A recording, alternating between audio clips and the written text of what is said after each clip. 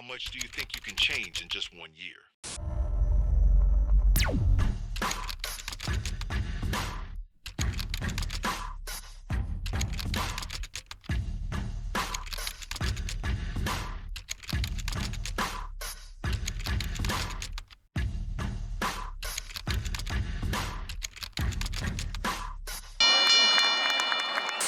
My name is Stef, and this is the Dead Man Walking Podcast.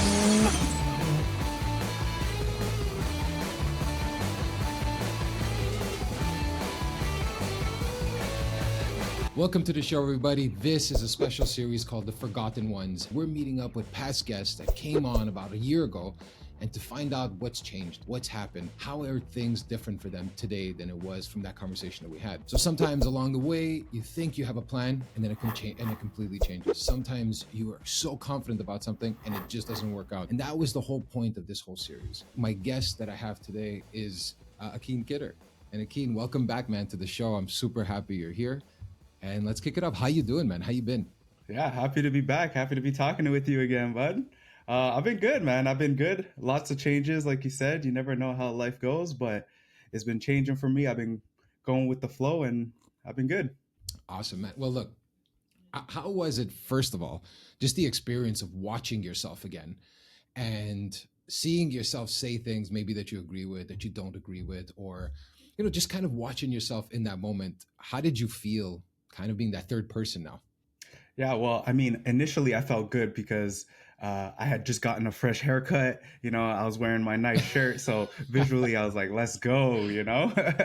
And then listening to myself, it was a little awkward to start. I'm someone that likes to listen to their podcast in like 1.5, 1.7x speed. So at first I'm like, yo, Akeen, get to the point, you know? So I had to put myself to like 1.5 speed, but then listening to it, I was like, okay, I like this, you know, like I'm enjoying what I say. Obviously, things change, you know, looking back at it. But I'm someone who's been journaling for the last, 10 years. So I'm used to kind of looking back on my past self and thinking, okay, yo, look how emotional you were. Like that didn't even matter. Oh, look how much we've changed. Like you learned from that, you know? So I've always been a big reflector. So having, you know, our podcast together as something to reflect on was like, it was nice, you know?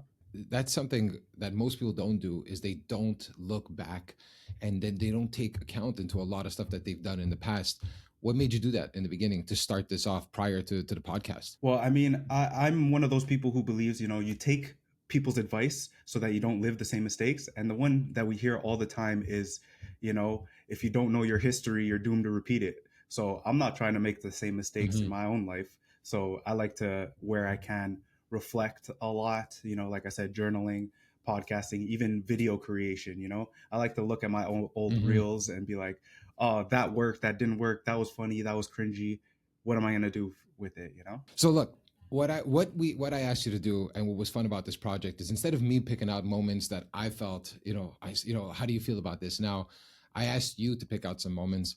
And so what I did is I compiled some of that stuff together, put it here in a video kind of montage. We're doing some sports stuff here. This is like, pardon the interruption, name an ESPN show or a TSN show. And what we're going to do is we're going to dive into each one and then we're going to call it play by play. You know, what was going on, what's changed, what's happened. So the first one we spoke about, or the first one that kind of brought, you know, like that I saw was a moment and you saw it too, was your experience of the event that you had in New York City. And, you know, the one thing that we had asked, you know, like what's different from now?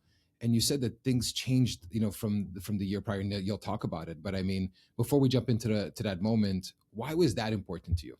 I mean, I think that was one of my biggest experiences in the sense of opportunities, but then having experienced it, maybe letdowns, just because I had set the bar so high. So it was important for me to express that to people who might follow me on Instagram and appreciate my vulnerability, but also to do it again the following year and show that, you know, just because you get knocked down, you make sure to get back up, you keep pushing and see what you can learn from it. And that's exactly what happened this past year when I went to New York again. So let's look at the scene and then let's dive in a little more on that. I went to New York last year. Yeah. I had certain expectations, and then I didn't meet them at all. I had a great time, but I Yeah. didn't meet what At least. I thought I was gonna Yeah. get. And I was honest. I was like, guys, New York was a failure. Not because I didn't learn from it, but Yeah.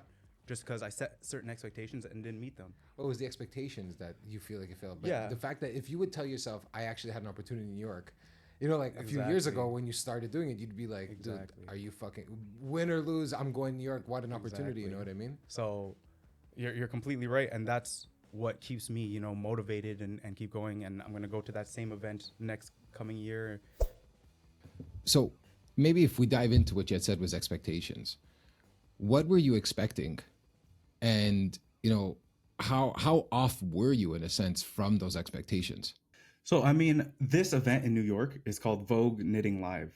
It's specifically for fiber lovers, whether it's crocheting, knitters. It's like on Times Square at the Marriott. It's 3 floors where they, have a big exhibit of yarn sellers, artists, classes. So it's super, fiber centric. So I thought I'd be the king, yarn art guy, where there's a bunch of yarn You're stuff. walking in. Um, Yeah, you're walking into New York City and you're like, yo, I got this. I got this. yo, I'm the guy. So it's like it has to be where I thrive, right? So my thought process was, everyone in my target market is going to be at this thing. So let Hmm. me, be myself, try to interact with as many people and sell as much as I can. A Can lot of I these can I ask you people a that, question? Sorry, we know when you had said the target market. How many times do you feel that maybe, because data is amazing, right? It tells you all this stuff. It tells you about your market. It tells you that. But sometimes I find at times it could also be a bit detrimental because then you start thinking only about data and not about kind of the true self of what you would want to do had you not had that data. Do you ever have that like that friction sometimes of what do I do? Do I go my gut or do I go with the data? How do you balance that? yeah, I mean, it's one of those things where you want to just be like, oh, I want to go with my gut and go with stuff, but your feelings as an individual aren't always in tuned Mm, to what's happening. So you have yeah. to trust the data in the sense of, 80% of what I'm going to bring is going to be data driven and 20% is going to be based off what I want. And then Okay. each time I go to an event, it's adding to the data. So does it, build that 80 to 90, or does it tell me to go down to 70 and trust my gut a little bit more? Yeah. I found it is a balance, like you're saying, but data is the way to go. Like most services that teach you how to sell art is really the idea of creating the avatar of your ideal buyer.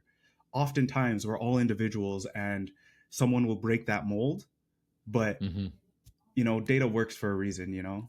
So And you got did to did you trust it. really study that? Did you really study that prior to going to New York? Like that was a focus before you walked in? Like is that something you would suggest for people when they're walking to these types of events, especially in the art world, and to kind of understand who your avatars are? Yeah, exactly. One for yourself, like me as the yarn art guy, I have to understand that, something like a fiber, like something textured, it does lean towards women. I can't avoid that. So me as a guy who, likes the Biggie portrait, that's cool to me. Yeah. That doesn't speak to the people who like the medium. So Yeah. it's a balance between the two.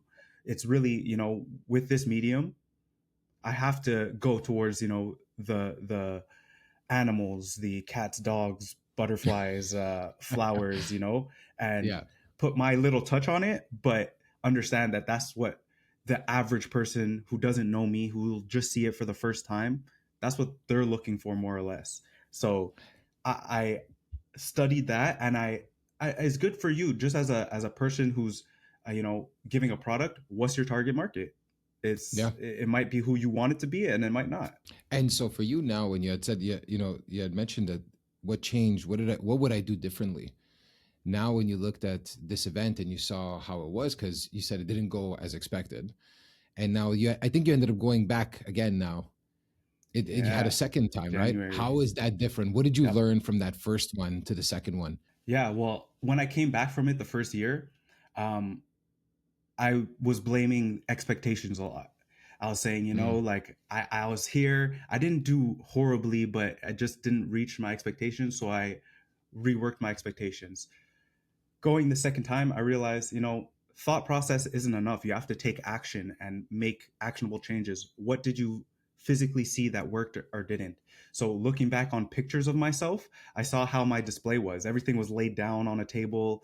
The lights Mm, were minimal. It was a dark space. So those are the actionable steps that I made to make it better. I had a full year of markets and art shows to improve myself. So that's exactly what I did. I had display racks, so everything was yeah, upright. I had more lighting. Uh, I was doing a piece in person. Like I was working yeah. with my good old friend, The the hot old wax. wireless glue gun. You're burning that shit up So again. on the move, boom, boom. So every like that draws people that, oh, what's he working on? It draws people Yeah.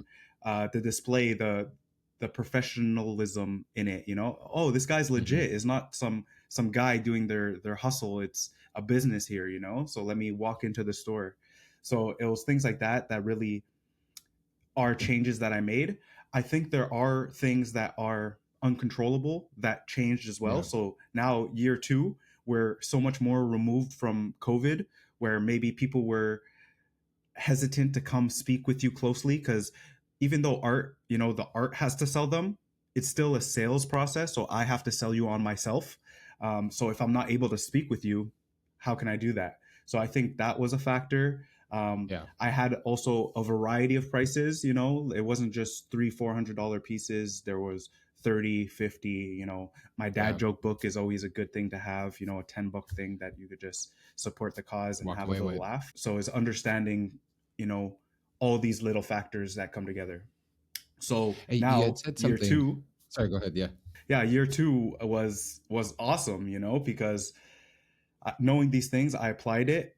Obviously, having a little bit of luck, little bit lower expectations, and I came out and boom, boom, boom. First day, half of one of my racks was sold, and I was like, okay, like this is a 3-day event where we're about to go off, and it's still kind of how we spoke about this too shall pass. Like the highs or the lows, don't get too caught up on it. It was okay, this is going well on Friday, doesn't guarantee anything for Saturday, it doesn't guarantee anything for Sunday.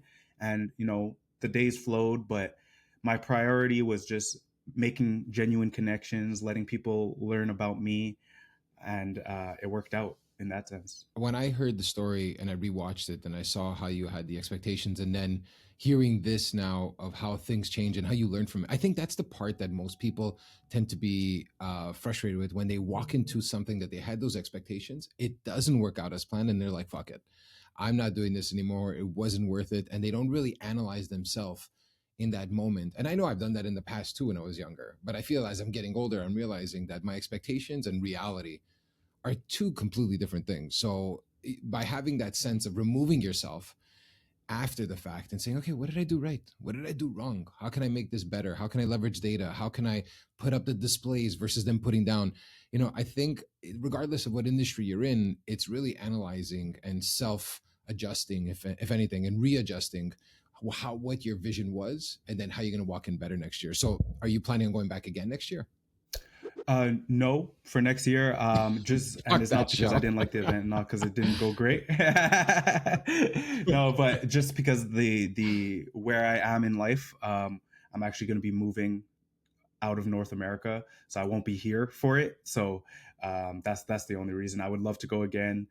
They're contacting me to come back, and I'm like, oh, sadly, I can't do it. But you know, I'll definitely be promoting it, and as soon as I can, I'll be back. Awesome, man. So let's get to the second one now. Negativity driving interactions online. And that kind of that weird feeling of I have this battle too at times. This whole show is based on not doing that and seeing if it could be successful. It's literally based on that.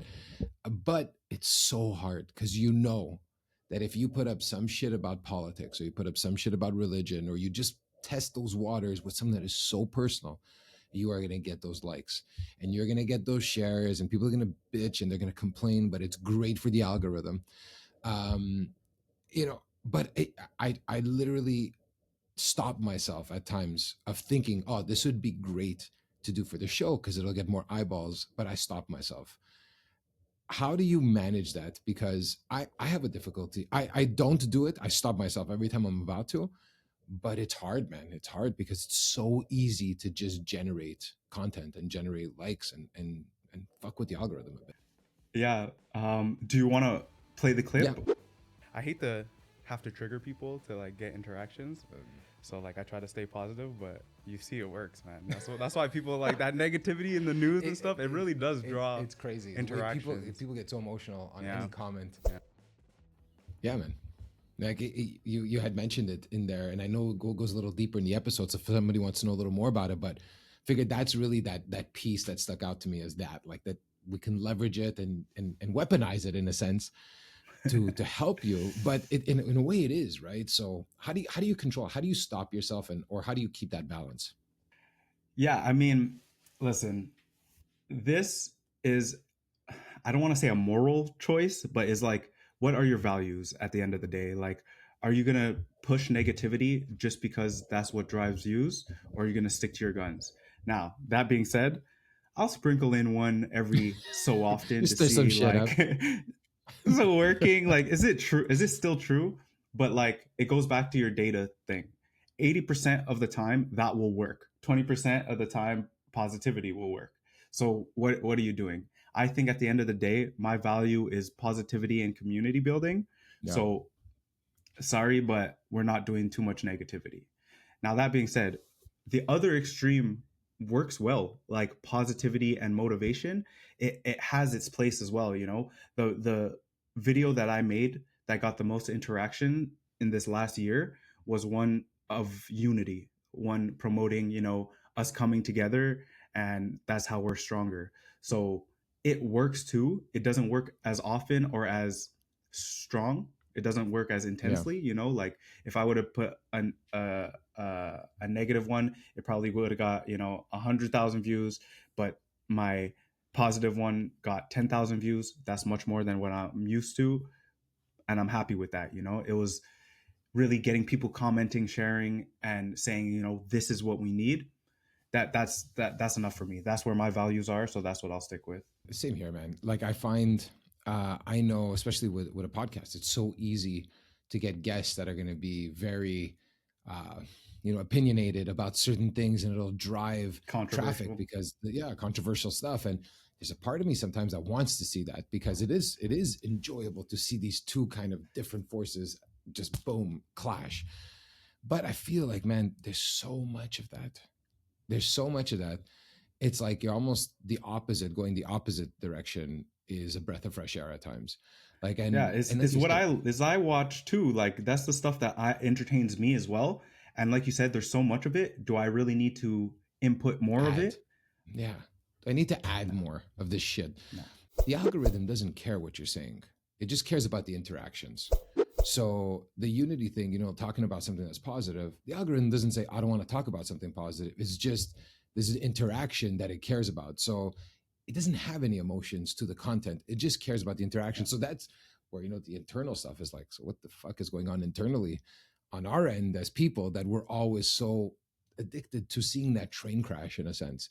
It's almost more of like a self-reflective question of what's happening internally. Why is there so much desire to see this shit instead of talking about the unity thing? So that was also what stuck out to me when I saw that, is like, I agree, man. Like if we could find ways to just reduce, reduce the negative, maybe sprinkle it a little more, but not make it the main cake. You know what I mean? Yeah. And it's like, we need these places like your podcast, like my Instagram, where it's like, if people want to come and see some positivity, or not even like preachy positivity, just like good vibes, like there needs to be more places like that where you won't like accidentally turn around and see like, oh, this is so negative. Oh, where did that come from? Like even like ESPN, it's like, okay, basketball, football, there's some of the greatest unifying things that we have.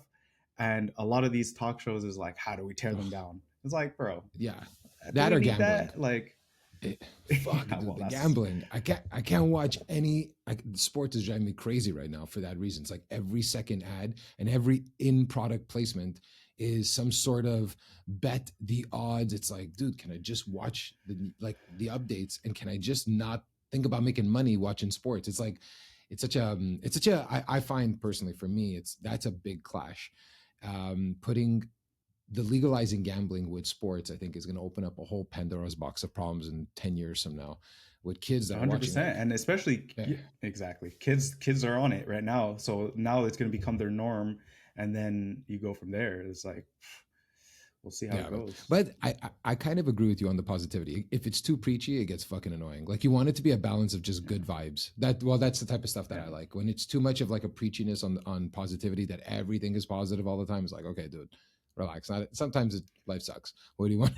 You know what I Yeah, mean? is the real world out here. Like, we all, like, one common thing that we all have is some kind of suffering, no matter what kind of, privileged position you're in. Like, that's something that, again, brings us together, though. Like, we need to Yeah. get the right message out of these negative things. Is like, okay, it sucks that this bad thing happened, but all we have is to lean on our fellow man. So let's do that. The other thing that you had mentioned, we'll get into the clip. Actually, you know what? Let's get into the clip, and then we'll talk about it. Starting off my art career, I'm realizing, market versus opportunity. You have to really weigh, because you never know Yeah. where your next big break could come from, Yeah. and putting yourself in situations where you feel like you're interacting with the right crowd is important. So I prioritize this. We had mentioned, we looked at a few more topics, and some of the one thing that you took out too was the network. What's so important about the network for you, and why was this something that kind of stuck out for you? I think my whole life, I could, every opportunity or experience that I've gotten that I'm very happy for came because, someone hooked me up, because someone thought of me. So I understand that it only takes you meeting one person that introduces you to another person that invites you to an event, and is like a domino effect, like, I know our business is really transactional, in a sense of like, I give you a service, you give me your time. I give you a service, you give me your money. But what underlines all of that is people, So like, yeah, I'm getting money, but I'm getting money from a person who went to work and did their thing. Like, they had their whole life that led them to this moment.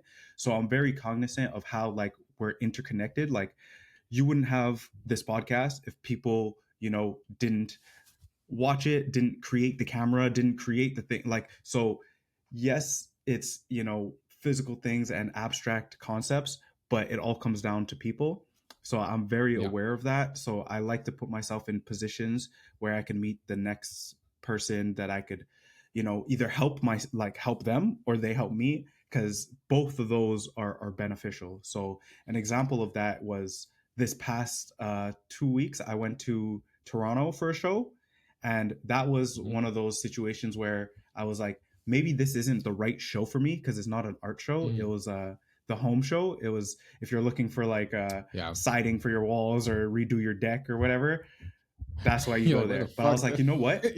I was like, let me put myself in front of people. Yeah, well, fuck.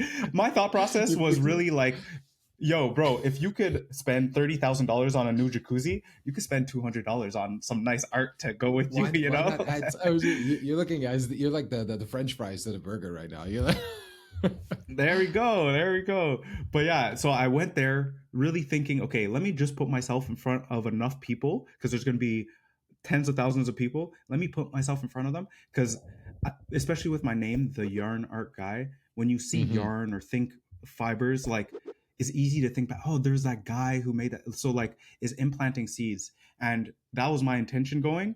And exactly that happened. I met a guy who used to work on like infomercials, and he was like, okay, because part of my brand during the summer is I'm going to make do-it-yourself yarn kits, to sell to kids, to adults that want, just get away from the screen, something tactile and fun. And he was like, okay, once you have that prototype and you're ready, contact me and I'll put it on the desk of the people who need to see it. And I was like, okay, if that works out, that means that this, loss of X amount of money then could be my whole future career, So well, it's like, it's did funny, that one you never know. interaction change my whole life? Yeah. Well, you never know, right? That's all. So what I'm curious about is, there's a million shows going on. So the home show, as an example, you chose that one. Was that a data decision? Yeah, I just wanted that was the show that to me seemed to put me in front of the most amount of people. And also, it was in Toronto. I've never showcased, like, I went to Mississauga, so I guess it's close enough, but to this scale where it was like, I think it was something like 85,000 people would attend this show, to this scale. And also price wise, like, it was 10 days, and relative to what a normal like booth somewhere costs per day, this was a Yeah. lot more cost effective. I had family in Toronto, so like the cards kind of fell into place. But I really want to put myself out there enough times to give myself the best chance. I believe in networks. My whole career was go out, talk with people, give a message that's concise, that's clear for them to understand what the hell it is that you do. I found that was a thing. Like someone told me this tip, like gave me this tip a long time ago, especially being in sales and all that stuff, was don't, it's not about you going out to get business. It's about giving a message that's concise for someone to remember, because today might not be the day that they can help you, but maybe in the future they can, because they have something that they can repeat to someone else that it could be interesting for them. So I noticed that that's probably one of the biggest advantages walking into like a networking event is, what's your story? Like, why are you here? And if you don't have that, if you don't have something just that's concise and bite sized for them to kind of just store it in their memory, you know, today might not be the day, but in a year from now, this person calls you and says, "Hey, man, you know, we met. I remember you telling me this, and I have a contact here that might help you." Or it's that person themselves that something changes and they contact you for something different and they want to buy. But I find networking is something that, you know, you can do online, but there's something about seeing each other in person still that these shows make it still valuable. Yeah, it's different in person. Like in person, like just the physical cues and the so a lot of the time you'll meet people who just want to talk, you know, and it's clear that they don't get that in their day-to-day life. So as much as I can, I like to give that to them. One, Yeah. because I think, you know, I'm giving them something there that they're looking for, whether that comes back to me from them. I do believe that putting that like goodness out there will bring it back to me in some capacity, even in a selfish way. Like I feel like I did something good. Okay, cool. Yeah. Like That's all that matters. that's all Sometimes, you you need know, to it's do. like, yeah.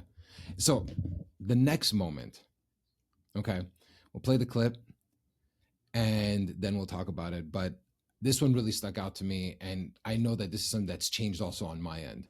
So we'll play the clip. Like, I want to start talking about my art. I want to show you my art. I want you to go, "Oh my God, like that's so Art? cool." Yeah, Like, like- "Oh, why'd you get?" And then it becomes a conversation. Then I could go, "What creative thing do you do?" Yeah. And then they Open express a true thing about themselves, not just, "Oh, this is what I do to make money." Here you're talking about, you know, learning true things about people in a conversation. And you had mentioned that now it's about building real connections. Like you had said, you know, you're talking about, you know, you walk in and you make art now, like you're starting off with this, and then it opens up the door for someone to maybe mention something creative about them versus what they do to make money. And I I love this part, to be honest. So this one really stuck out to me when I rewatched the episode. But what's, you know, one is, why was that important to you, and has anything about that changed since that conversation?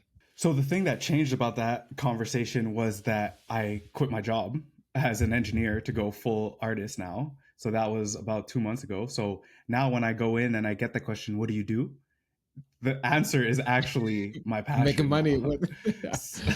How different So is that? it's like, Honestly, dude, oh, how it's so different is different that? because as like, especially as an engineer, like saying you're an engineer was always like a status symbol thing. Like Hmm. for me, and I think for everyone, like you could see is like, oh, like whatever, right? So now it's hard to like have that same confidence and like, oh, I make art for a living as my main Mm. thing, you know, like as an artist, until like it has a high upside because you could all the fame and fortune, but we're not there yet, you know. So right now I have to have the confidence of being like, oh, I'm an artist.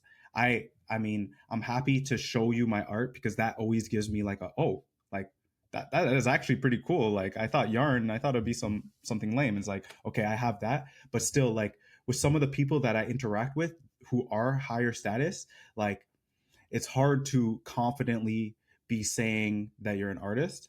But Yeah. the what I said in that clip is still true. Once you get past this kind of like hierarchy in society situation, at the core of it, we're all humans and we all have our passions, we all have our likes and dislikes. And when you start talking about the things you enjoy, whether that is your job or not, that's where we really make the connections. And it's still true that once I start talking about, my art and my craft and my mission with it, I think that's a really important thing. Like when you know why you're doing something, it becomes less scary. So my mission is to challenge like the artistic norms and to inspire creativity. So it's like that's what I want to do, and it's for the good of mankind, let's say. So if you're gonna look down on me because of that, maybe we're not the right people to be having a conversation, anyways. How to me over the years, and I you had mentioned something word that hierarchy, that status, and those social things that you feel very awkward. And I remember, even playing music in the past, whatever it was, and somebody would ask me what do you do, is like I would say my job first and then music because it felt like, oh, you're unsuccessful. It's like this weird thing Yeah. of success associated to art, and maybe that's changing now over the years. Like I know for me when I was younger, less internet and stuff like that, so not everyone had an artistic side to them online and displaying shit. But now it seems a little more common that someone has some sort of Mm. passion that they're putting online and they're doing something like that. But I found it difficult to change that shift. I had so many dissonance, like so much dissonance happening when someone would ask me this question because without even realizing it, I was thinking all the time about what their thoughts were about me. It wasn't the answer, but I was worried about how they perceived me after my answer. Exactly. And And that's a so maturity depending thing, on, right? yeah, I was worried that if this guy was a VP of a company or this girl was some sort of director, VP, CEO, I can't talk about my passion. I can't talk about something that's artistic because they'll look down on me. But now it's kind of like the opposite. What I noticed is when you're talking with people that tend to be a little more executive and you put a little more of a personality to it, that this is who you are, and you also do this, like you're actually a rounded person. You're not just one thing. You understand engineering, but you're also an artist. But starting with that art part first, for some reason you feel like you identify with yourself so much better, and then even the way it comes out is just much more confident. Before it'd be like, yeah, Yeah. I'm in sales and in music, and now it's kind of like, okay, podcast, and I'm in tech, I'm in doing like, so it's like this mix of a person of who you are. And I find it actually, I don't know how you feel now, but you're proud. I don't know if that's the right word. Like you're proud that you actually have like the guts to say what you really want versus worried about what their perception is of you. So I don't know if that, I know that's changed in me. Has that changed in you throughout this whole process? Yeah, especially like going all in, like to sacrifice something so sure to go in, like that takes some courage, that takes some confidence. So it's like now when I say it, it's not just something that I do on the side. This is what I do, and if I believe in myself, that's the first step in making you believe in what I'm doing. If I come to you all timid and scared, you're like, oh, he doesn't even, Doesn't even believe it's in like, no, no, himself. no. This is what I am. Yeah, it's like, no, this is what I'm doing. You're gonna like it, and you're gonna buy something, and then they're gonna, yeah, you Or know I'm gonna what? Yeah, fucking okay, burn you with yeah. my gun. Yeah. I do not condone violence or We put a threats of little ticker violence. here on the bottom. Because when you come with confidence, like people will start believing in you. Like all the greatest leader, like, and it can be like delusional almost, like fake it till you make it type things. But that's how you do it.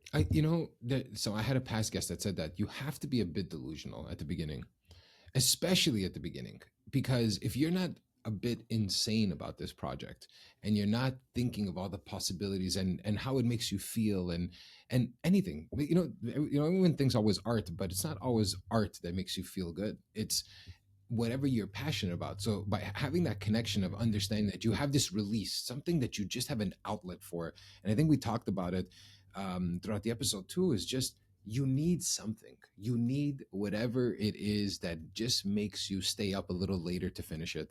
You need something that makes you want to,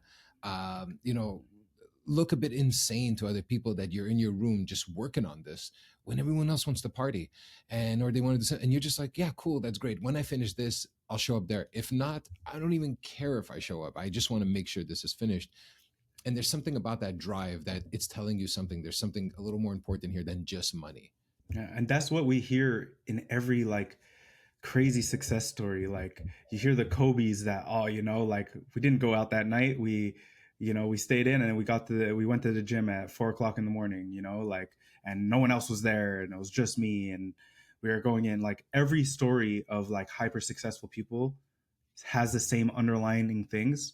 So apply that. And to your point of like, especially at the beginning, you have to be delusional.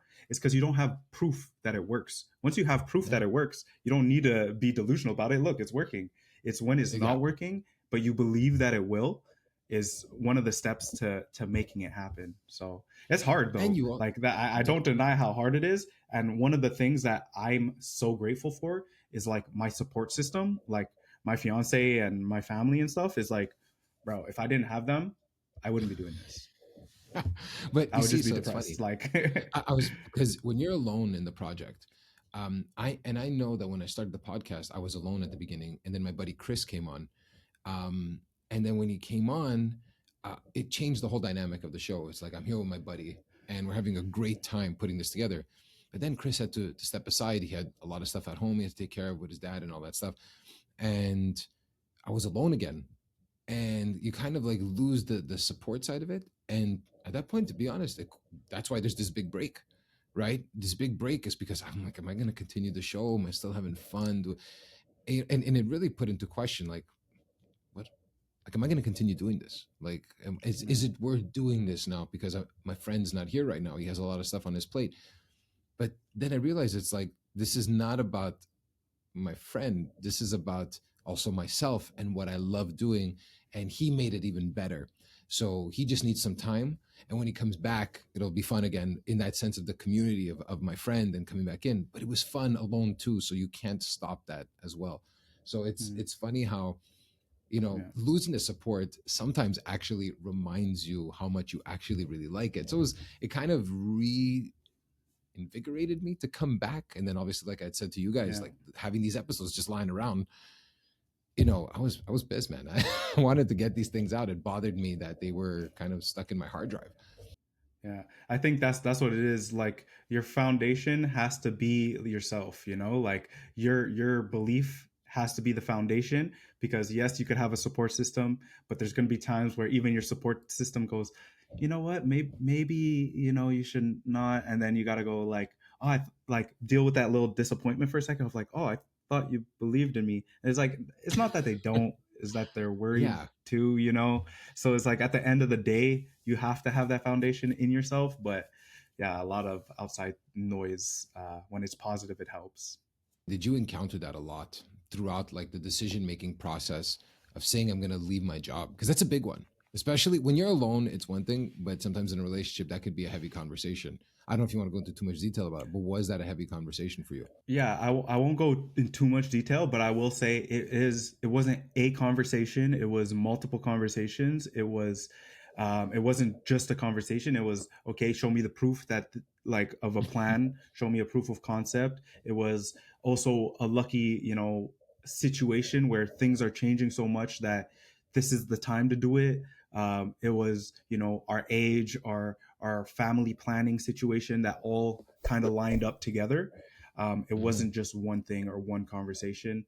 Um, like most big decisions in life, it was a process. And yeah, I'm just grateful, for my fiance specifically, because it's super scary. But Yeah, man. How important would you say communication is when you're trying to jump into kind of a new life and you're because sometimes people can look at the situation and say this person's holding me back, but you never even had the conversation with that person to actually see what their thoughts are about what your plans are. Like you just plan in your head, but you're not actually having the conversation with this person.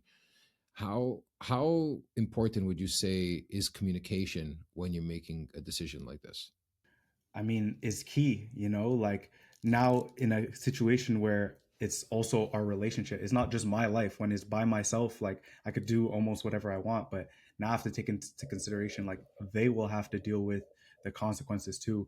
And something that my fiance taught me throughout our whole relationship is like, you could tell me anything. I might feel some type of way for some second. I might do something, but in the long term, once you tell me, we're gonna have the conversation, and then we're gonna figure it out, you know? So it's a lot of the time growing up, I was always like, you know what, I'll just deal with it. Like, I don't know. But you don't know what other people's, network is. Oh, I have my uncle Yeah. could help you. If I didn't bring up the situation where I'm looking for, a photographer. Oh, well, my cousin's a photographer. Oh, frick. I was stressing so much about it and I could have just communicated it. It's like, so that's obviously a little thing, but it's the fleshing out of ideas.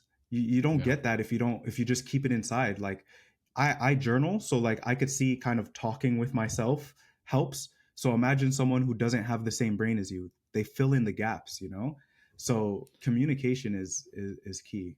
Definitely. And I think you said something that's pretty like spot on, filling in the gaps. When you tell someone half of what you're really thinking, what they're doing is they're filling in the other half with what they're assuming is what you meant from this. And I think at times we assume because this person's there that they just understand what we're thinking all the time, but they're not. They're not. Like they only understand what you tell them because they're dealing with their own shit too. It's not like all Yeah. the whole world, like we think we're the most important thing in the world, but to that person they're the most important thing in the world, and you're just circling around them too, right? So our Yeah. assumption of them understanding us is not a weakness, but it's a fault that we have when we assume because we've been together for so long, whether it's family, whether it's a girlfriend, whether it's kids, whatever it is, that you just assume people understand. They Yeah. don't. They're going through their own shit. So if you don't explain, Yeah. they're going to fill in the gaps, and Yeah. then all of a sudden they usually build fear into those Yeah. gaps because they're like, oh man, they don't know what you're thinking. They don't know what you're thinking, and they don't know what you're doing. So they're like, oh fuck, like are we gonna lose our house? Yeah. It's like all like And then it's are like, we gonna be able to pay the yeah, bills? Like, especially when it's someone that like you trust them, so trust them. Like if yeah, like, don't let it just be a talk or like a symbolic thing. Like open yourself up completely. And listen, I'm not at the stage where I'm doing it fully, but I see that every time I had a concern that I didn't want to talk about, then I talk about it, it's fine. It's when I didn't talk about it, it comes up, then it's not fine, yeah, But every time, no matter what it was, once I brought it to the table when I was aware, we dealt with it and it helped. So yeah, again, I need to get it through my thick skull, but we'll get there, because that's again proof of concept. Every time I've done yeah. it is helped. So just trust that, get over whatever trauma, whatever reasons there you're getting held back, and listen, I'm in a privileged position. Like I see myself with this person for the rest of my life. So like we we got this We now. got you on camera now. Not We everyone got you on has, record. a friend that, yeah, exactly. Not everyone has a friend like that, or a person Yeah, in their life where you feel like you can fully trust. And I get that, but it's putting out those little things that people can latch on to, see if it works. Okay, for this friend I could talk about my business ideas, for this friend I could talk about my creative ideas, and I can't crisscross that. Okay, it was a learning process, but you need to communicate. and I also learned, before jumping to the next topic, was I also learned that understand who that person is and how they are open to communicate. So, as an example, if you see someone, they have to digest the information, as an example, and they're not going to be on the spot respond well over time, and this is something that I have to learn too, is maybe I'm thinking of my responses this fast, but someone has to digest it, see how they feel about it, and then respond. So you might think, how come they're not responding? But it's not that they're not responding, they just respond differently, or the way you even bring up the question, or the way you bring it up, like if they're in the middle of something stressful and you walk in, hey, I want to throw on all my shit on you on top of this. It's like, dude, like understand that she's going through something or he's going through something right now, and 100%. they're I don't know, some big huge project for work or whatever it is, and you just walk in and you're like, boom, I want to make a life change. It's like, what the fuck is going on right now, right? Like I didn't Yeah, see this coming. You yeah, didn't even give me some sort of heads up, or even you just brought it on and expect some sort of reaction from me that is going to be yeah, also aligned with what you had expected me to respond. So there's all these different things that are happening from communication, expectations, confidence into the person, and trust. Dude, I find when you have big conversations with someone important in your life, it's not a question of overthinking it, but just understand that it's just not about you. And to your point of like different communication styles, like you got to give some grace too, you know, like you got to assume that the person that you're fucking with like has the best Just intentions fuck it too wants to fuck the when they're same way, saying right? like, yeah. And I was like, we'll fucking end this, you know, let's run this, you know, like you got to understand that even though they're scared, they're responding with fear, like it's not because they don't like you, they don't love you, is a scary situation, let's figure it out, you know.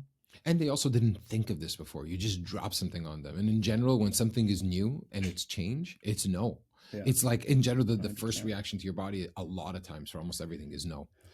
So Yeah. the next topic that you reached out was I can't tell you how to start.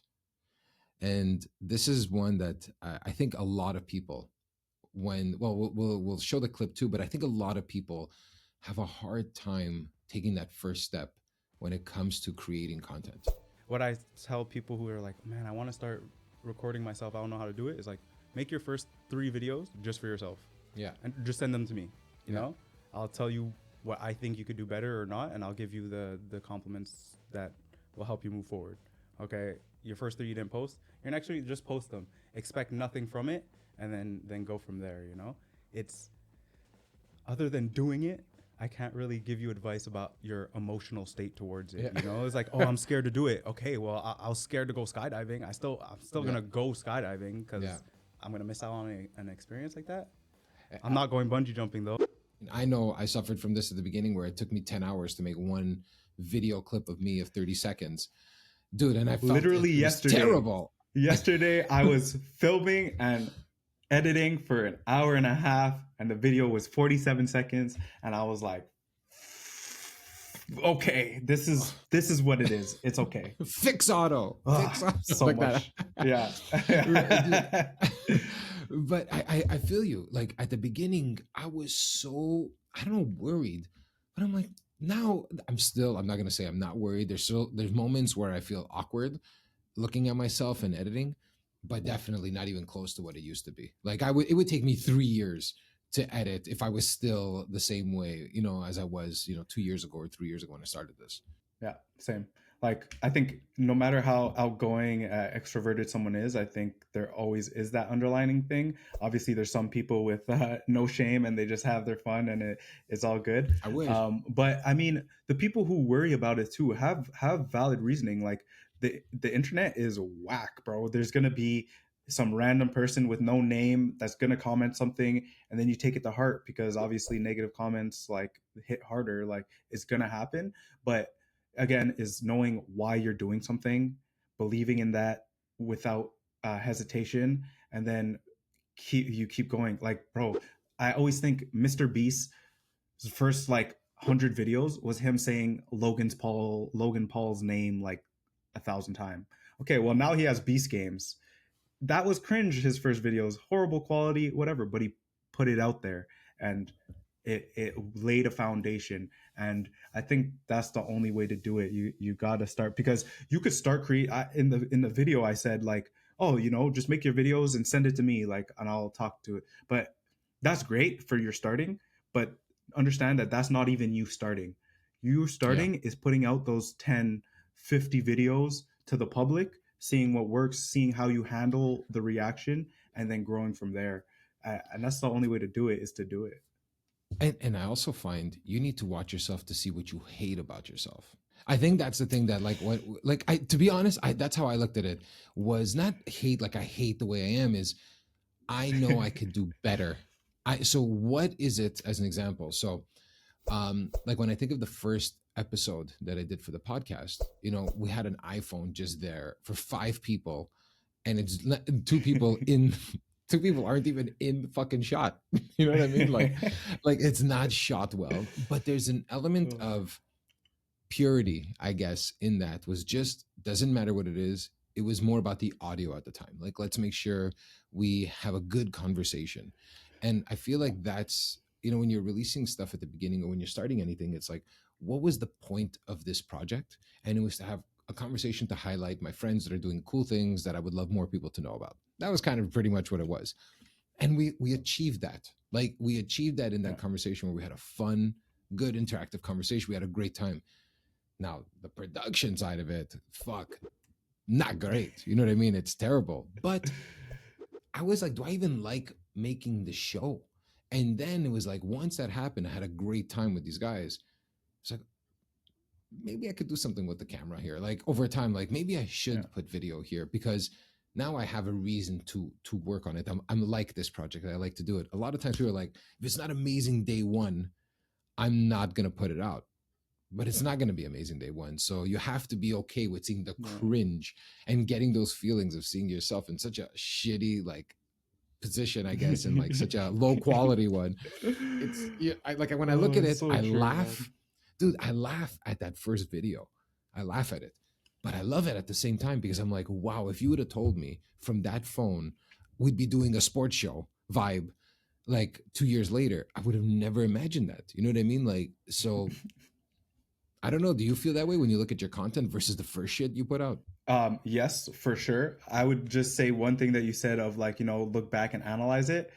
Do that once or twice. Don't get so bogged down on it because like I'll look back on things and I'll be like, oh my God, like that's online, bro. Like try to delete it. I'm sure someone will find it. I never want to So delete like it. I want to leave my garbage there. I love Joe yeah. Rogan for that. That's the one thing that I love. If you look at I watched his first episode. I went back and I'm not, whether you're a fan or not is irrelevant. It's just to see where the show started. And he's literally trying to Mhm. even set it up like live. It was like a live stream of basically him and his friend in front of a computer, like when it was 2007 or whatever it was. And it's terrible. It takes like 40 minutes for them to set it up. And then they're just responding to comments. It's so bad, the episode. It's almost terrible to watch it. But wow, that is where it started. That's to me what I love about that episode is, and he kept it. Even with all the millions of people, he just Yeah. kept it and it's like, That's the thing though, because if you believe that your thing is going to become the thing, you don't need to be scared of what it was because those are the pieces that got you to where you are. So when you look back, you're going to be like, one, inspiring other people, and two, reminding yourself to humble yourself, like no one's good until they are. yeah. Awesome, man. Look, I really love this topic too. And the next one, I think, was a little more of, I guess, the bigger picture. And I like that that stuck out for you too, because I remember you mentioning this in the episode when I rewatched it, and then you highlighted this as well. Was, what do you want from this? And you had said, I want more people to try yarn painting and start doing workshops and kind of creating kind of this community and making it bigger than just yourself. So what's changed from that, and why is that still just as important as it was when we spoke about it? I would like more people to try it. I would love to go down in history as that one of those pioneers that helped not create, but influence people to do a different art form. Yeah, so when we spoke about it, it was my idea. It was the concept to do, workshops and get people into it. And in this past year, that's exactly what I've been doing. I've been going to schools, both elementary and high school. I've been working with like neurodivergent teens. I've been working with, prison reform programs, all just doing workshops. So it's just different types of people and introducing them to this new medium and seeing how not everyone loves it initially, but everyone Mhm. finds their voice through it. Everyone does things that makes me think, oh man, like I didn't see that. I'm the yarn art guy, and I didn't even think of doing it this way. I didn't even think that you could put those colors together or whatever. So it's super satisfying. Like I'm telling people that at the end of my at the tail end of my engineering work, I would wake up kind of stressed, like kind of panicky, just like I'm not in the right place. And the days, especially for the workshop days, where I wake up and I'm like, I'm gonna inspire someone today. Like it's so awesome. And then at the end, especially with the elementary school students who are very emotional when they do art, oh, that yarn art guy, you're gonna Yeah. come back. Like, oh, thank you so much. Like the satisfying, like how satisfying that is great. Like the prison reform program, someone coming, like giving you a nice handshake and saying, thank you for taking the time to work with us. Some people might think prison reform people like, oh, Yeah. they're like outskirts of This is the society. hand I Like killed someone with, no, and now like I'm you, making yarn yeah. projects. Good thing with my glue gun, I don't have fingerprints anymore, so we're good. But it's amazing, man. But I'm sorry to make a it's joke in that. between something so emotional, but No, levity. Let's go. it's amazing to see. I think the thing you that really stuck out of what you just said right now, before you even finished, was the difference of that panic, that anxiety when you had to prepare for something in that world versus the excitement. Because there's a lot of similarities. I've been reading a lot of stuff of the similarities in the feelings you have with anxiety and excitement, where at times you don't even know, like your body, it's very similar. It's kind of like love and insanity, you know, the things you do for someone that you love is kind of very similar to being an insane person. But that same concept when it comes to excitement and anxiety, there's a lot of similarity in the feelings, but yet the output and how it affects you when you walk into it, when you were on the engineering side, was this negative one. And now from the art perspective, it's like a freeing, pleasurable one. So that to me is like what a shift in your life, in a sense of work, Yeah. and the time you're putting in, and the output. And man, I love hearing stories like that, to be honest. I love hearing that it shifted from it's anxiety to honestly excitement. so cool. How did you get into, like, when we had this conversation, was that already in the plan, or did that all kind of produce itself after, and you didn't know that it would turn into this? You didn't have a plan, it kind of like, how did that start? So I know I wanted to do it. I like workshops wise, I wanted to, get into doing, because everyone's familiar with like kind of like paint night, or like, where Yeah. someone teaches you how to paint. I wanted a concept like that, where I'm like, how will I get people to get into yarn painting? Well, I have to host workshops, or I have to show up. So it was actually not planned when we spoke about it, but it was an idea.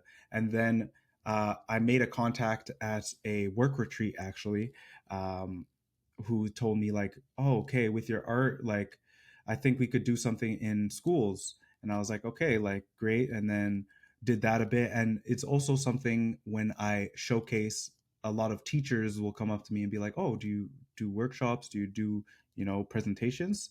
Yeah. So that's something I heard a lot. So it always kind of fed the mental. And then going into things like, the prison reform thing, that was again someone who saw me at a um, event, said, "I have this program where we do creative things, would you mind coming in for a day?" And it's like, sure.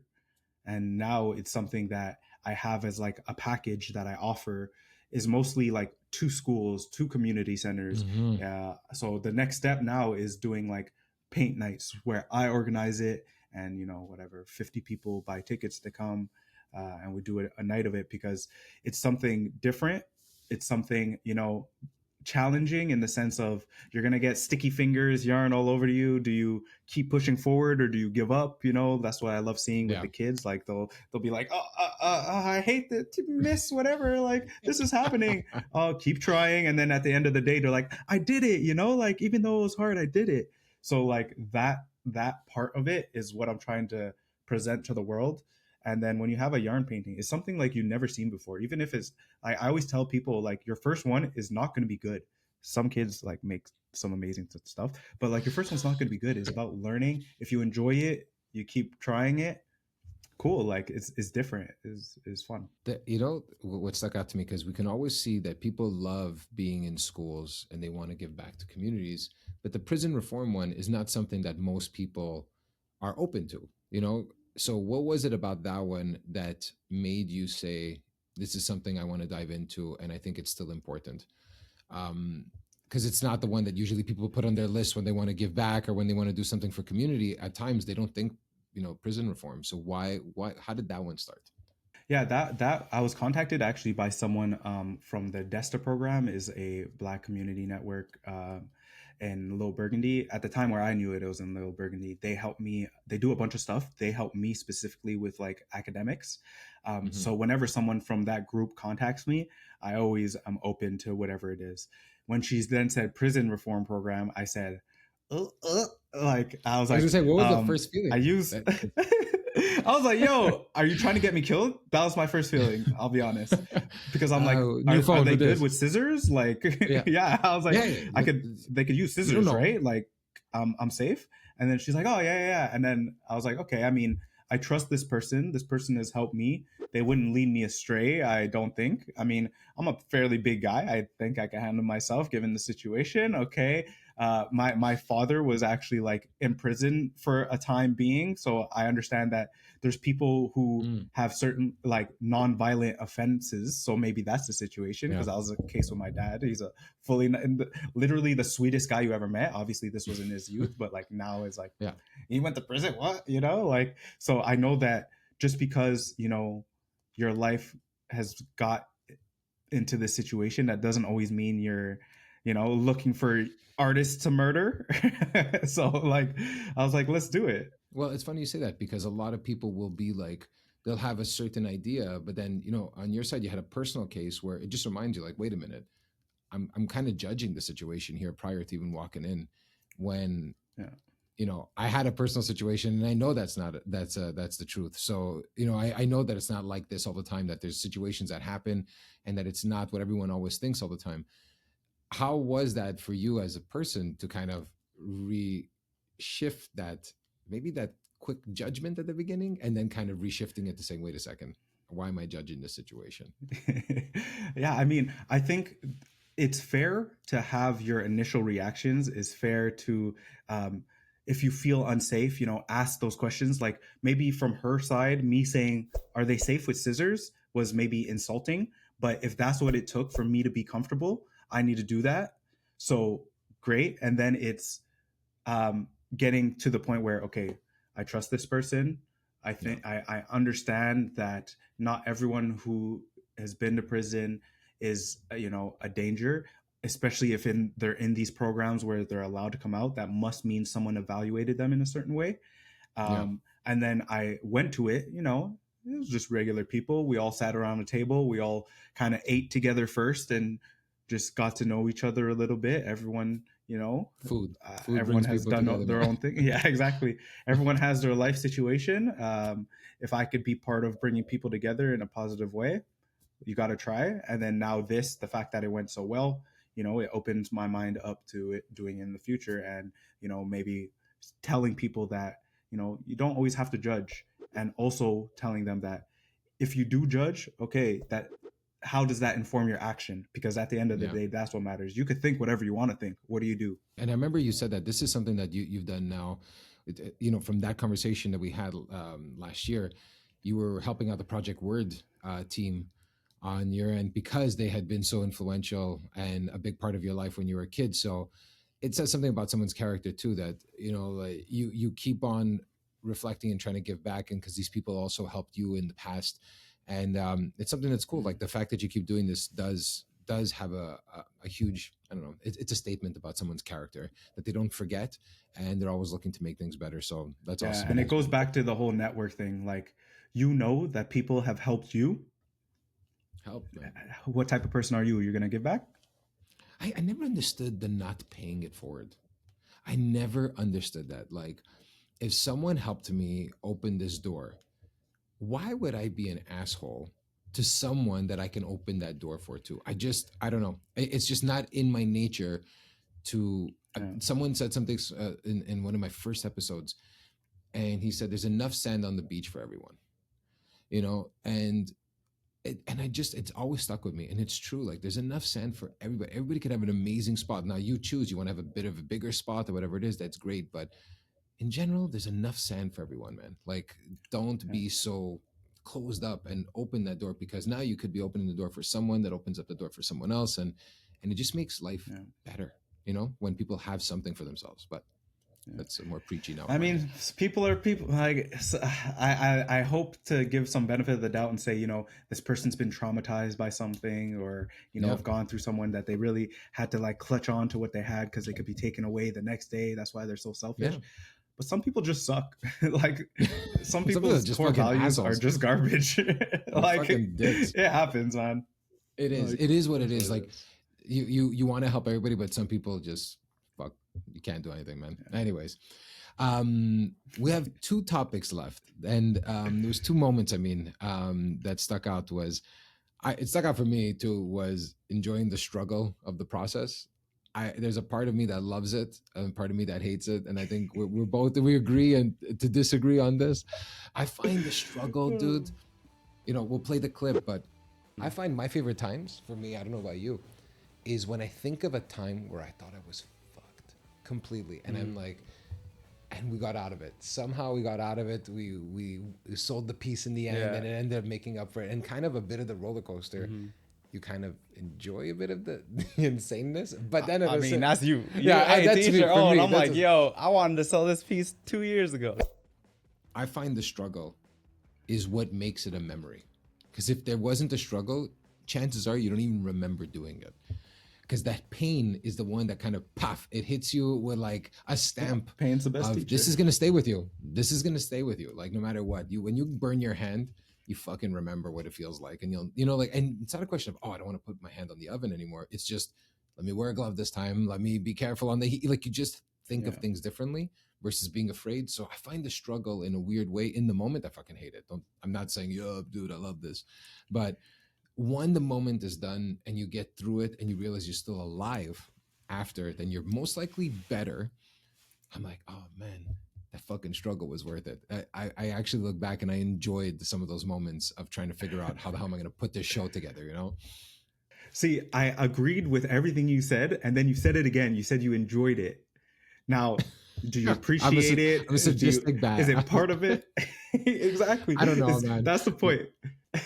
Look, I would love making yarn art with you because I like getting my fingers burnt with the wax. And Exactly. I don't mind that. The amount of people that tell me that, it's scary. It's like, okay, I mean, I don't mind that I burn myself as part of the process, but don't tell me you like it, bro. It's weird. I like it, dude. I like it. That feeling, I'm like, put some more, please. Exactly.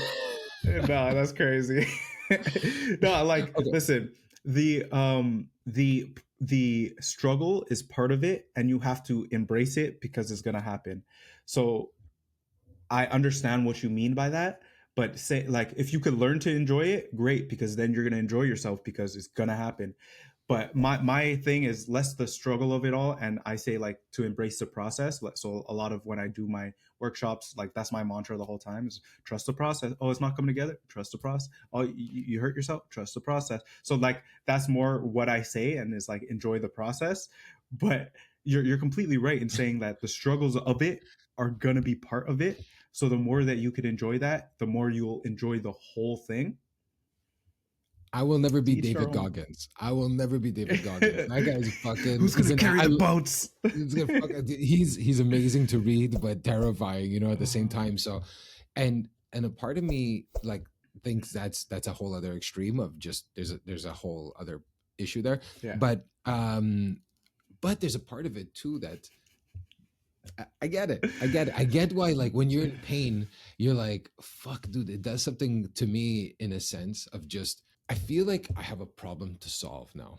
I don't know if that makes sense. So there's that excitement I of a get that. problem to solve.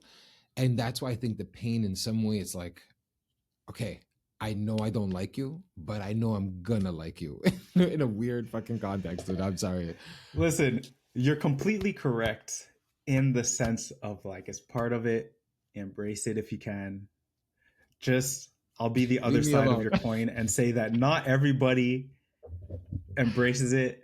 I look back at the times that sucked and think, They that suck. led me to where I am. So let me just be grateful for even those moments. I'm of the thought of like, couldn't have I had this and it be good? Like, isn't there a world where that's a thing? Like, I know people in life that are just lucky their whole life, and like, yeah, they have struggles, but it's like, no, can I have that? Like, why not? I've been one of those lucky people. I have some friends, and I have my, like, we joke around with my cousin, and she always says, Jesus Christ, like, be here because you level out my bad luck. You bring in enough good luck, so that way it works out. But Yeah. definitely, I think also- that's why maybe I have a different point of view on it, because it's worked out. Had they not worked out, maybe I wouldn't have liked the fucking process so much. it Who didn't. knows? Yeah. But also, like, like, you're not always going to be lucky. Like, and if you are always lucky and everything's always working out, maybe your goals aren't high enough, like maybe you're not trying for something hard enough. I get that too, but Trust the process I love that one. and Trust the deal with process. the consequences. Now we're coming up to that final moment, dude, and you know it was the closer, and it was about your message, and I love the message too. You know, like try new endeavors, try new creative endeavors, because we always think at times, you know, it's about money, it's about making money, but I think there's that connection too, that as a human being, like we all have some sort of output that we need to find. You know, is it through sports? Is it through art? Is it through whatever it is? But it's something that makes you want to be creative, wants to be curious. That was the word that stuck out to me when you said it, was like stay curious in something and dive in deep. Would you say that's still something that's just as important to you? And how do you pass on, if so, how do you pass along that message for people to kind of connect with that? Yeah. The way I've been explaining it during the workshops is that we all understand that we need to have some kind of physical activity that we like, because the more you can stay active, the better it is for your body. Now, do you like lifting weights? Do you like playing basketball? Do you like swimming? Well, when you find that thing, that will help your physical health so much because you enjoy it, so you'll be consistent with it. So Yeah. my thought process with creativity is for your mental health. For your mental health, you need to find something that makes you think, makes you be introspective, makes you, explore things you haven't thought before. So whether that's art, visual art, dancing, reading, writing, whatever it might be, there needs to be something that gets you a little introspective, a little creative, a little different, and you'll see how it helps your mental health. Like you'll realize there's creative solutions to all the problems in your life. So it's finding that thing that you like to practice that creative muscle. So it's not going to be painting for everyone. It's not going to be basketball for everyone. It's going to be something, and it's in trying the different things and finding what you like is where you latch onto that, and then you take it to is extreme, to help you mentally. So I want people to think, what is that creative thing that they have? Yeah. Because I'm meeting a lot of people that do the whole, oh, I can never do that. Okay, well, you don't need to do this. Yeah.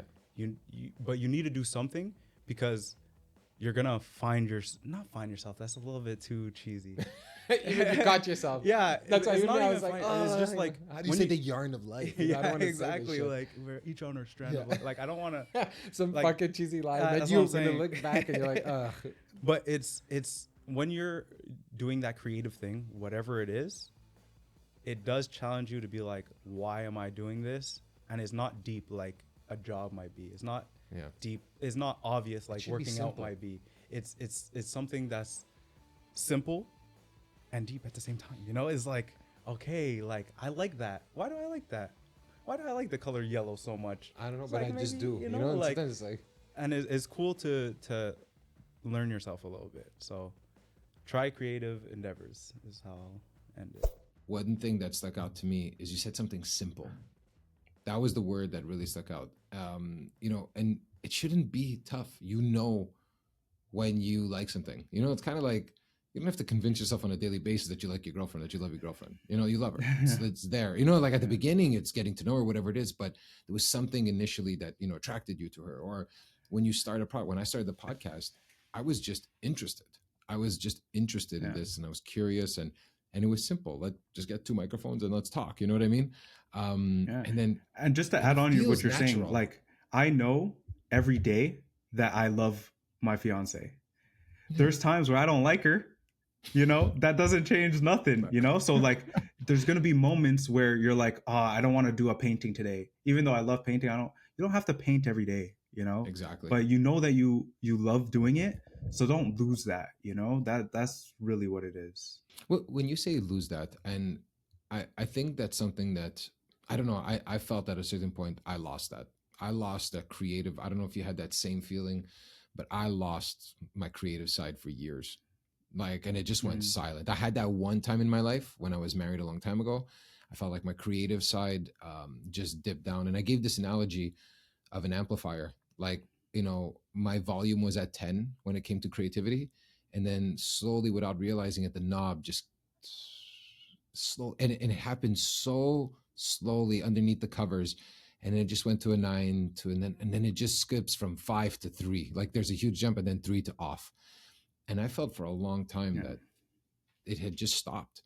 And then finally, when there was separation, I felt like I had to turn the volume back on, and I noticed how important that was. And then even later on in life, when things get serious with work, having a kid, and all this stuff for the process, it's very easy for that volume knob to go off again, and you don't realize it that it does that. You have to fight for it, because now you know what it feels like, because you Yeah. lost it, and you don't want to lose it, because you realize that it's actually kind of like you're losing a part of yourself, and you slowly decay. Yeah. Let me add to that analogy there. I agree. Life gets you to points where that knob lowers and the amplifier shuts off. That's okay. Don't lose the amplifier. It's still there. It could be off. It doesn't matter. Like until it's thrown out, you still have the potential to bring it back. Let's make sure we don't throw out the amplifier, you know?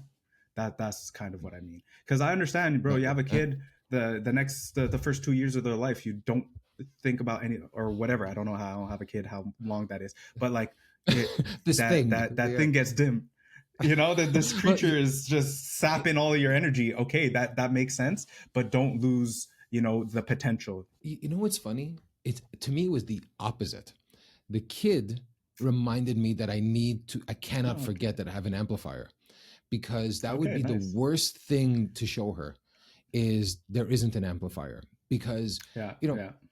I look at my dad as an example. My dad, great dad, like he was there all the time, he did all this stuff, but he worked a lot, and unfortunately he lost that side of him till he retired, that he loved to paint, he loved art, he loved all these things. He did that when he was a kid, and he lived in Calabria, and then he was supposed to go to Rome to do art school, to go to like some sort of art school, but then shit gets bad after World War II, and Italy not so great, and and all this stuff. So he ends up staying, he works, and then he comes and he kind of puts this amplifier, if you want to call it, to the side, because he has to work now, immigrant, and he has to do all this stuff, and he has to family pay bills. And then when he retired, he kind of fell back into art. And it was funny because he has all these, there's all these paintings in this house, of my parents' house, of my dad's paintings.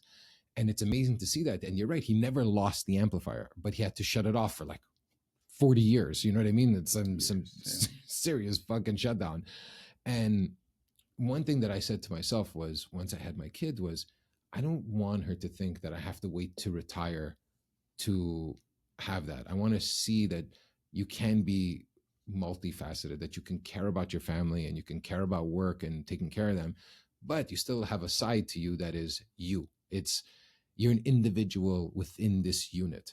You're not just yeah. only the unit. You don't get lost in the tribe. You still have to lead the tribe, but you have to lead by example. It's not just about providing food, it's providing life lessons. That if you turn off this amplifier, chances are you're not going to be happy. You just, like, I'm not saying the search for happiness is Yeah, just it's gonna that, but affect everything. Yeah. that balance, you know what I mean? It has to be there.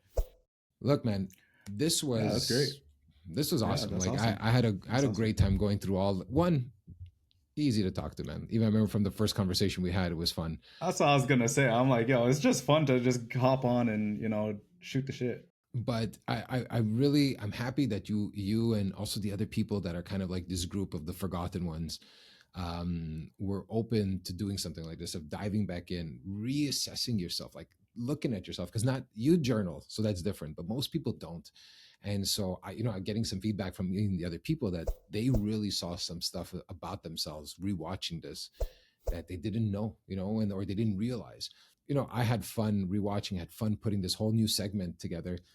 To close it up, how are you feeling about this, the whole process of kind of analyzing yourself and looking about it, and maybe what are your thoughts for tomorrow, now that we're talking about yesterday and going through all that?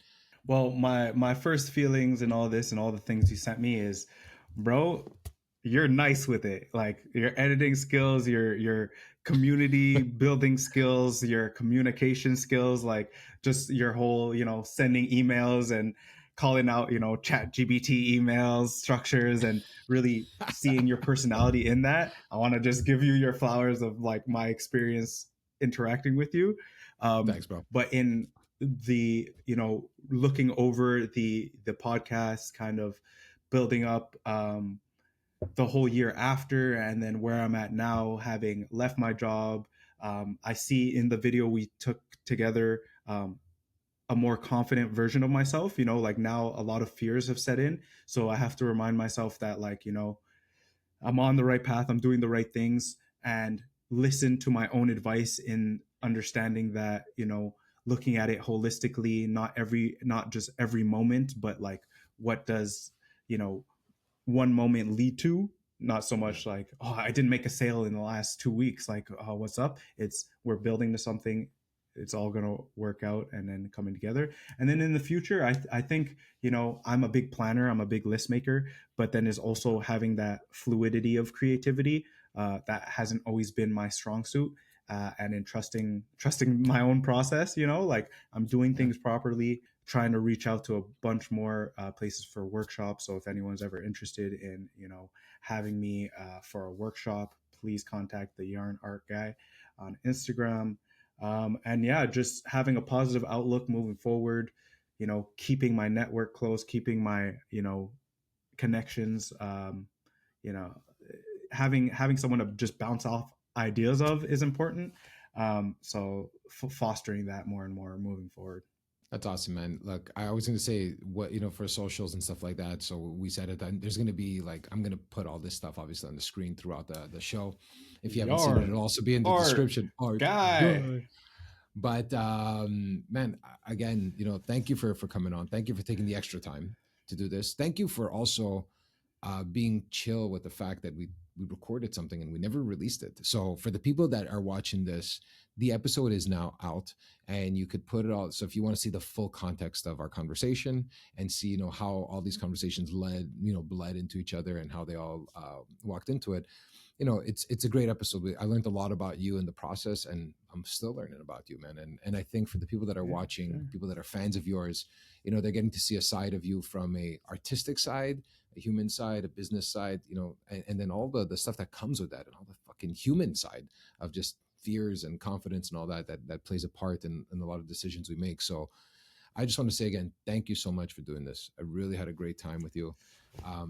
And dude, I appreciate the comments about the podcast, that you like the stuff that I'm working on. And this project reinvigorated me back into the show, and to put that time to make trailers, to make things like this again, and push myself, because it is an art putting something together. So to you, as well as all the other people especially in this specific series, I want to say thank you.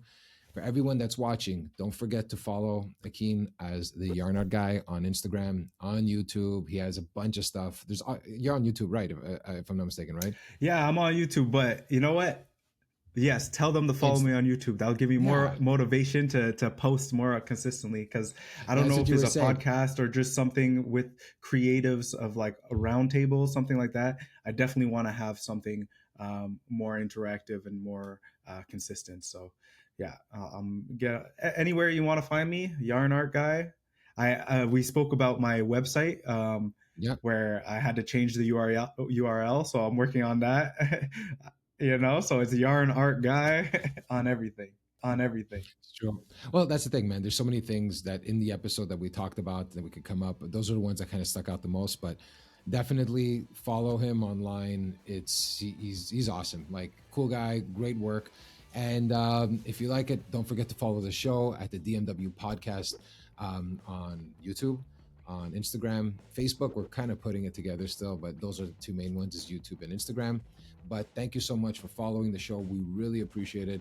And thank you, Akeen, man. That's it. Yes, sir.